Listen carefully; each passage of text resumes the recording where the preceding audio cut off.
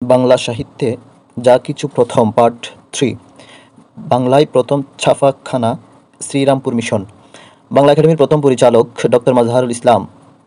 বাংলা ভাষায় বা বাংলা ভাষার প্রথম উপন্যাস হচ্ছে ঔপন্যাসিক পেরিচাঁদ মিত্র। বাংলা সাহিত্যে প্রথম মহিলা উপন্যাসিক হচ্ছে স্বর্ণকুমারী দেবী। বাংলা ভাষার প্রথম উপন্যাস আলালের ঘরের দুলাল। বাংলা সাহিত্যে উপন্যাস রচনার প্রথম প্রয়াস হচ্ছে কলিকাতা কমলালয়। অনাথিনী কোন লেখকের প্রথম উপন্যাস? খান মোহাম্মদ মঈনুদ্দিন। কলকাতা প্রথম রঙ্গমঞ্চ তৈরি হয় 1753 সালে। বাংলা ভাষায় রচিত প্রথম নাটক বদ্রার্জুন। প্রথম বিয়োগান্ত নাটক হচ্ছে কীর্তিবিলাস। গিরিশচন্দ্র ঘোষের প্রথম ও শ্রেষ্ঠ বিয়োগান্ত নাটক প্রফুল্ল। বাংলা সাহিত্যের প্রথম ইতিহাস গ্রন্থ হচ্ছে বঙ্গভাষা ও সাহিত্য।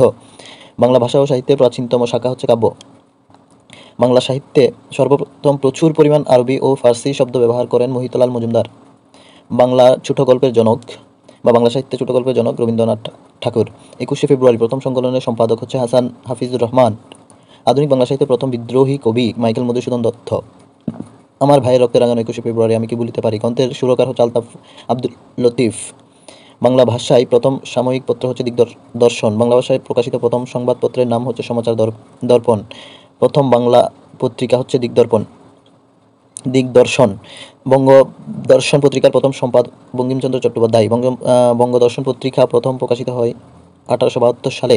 তত্ত্ববোধিনী প্রথম প্রকাশিত হয় 1843 সালে।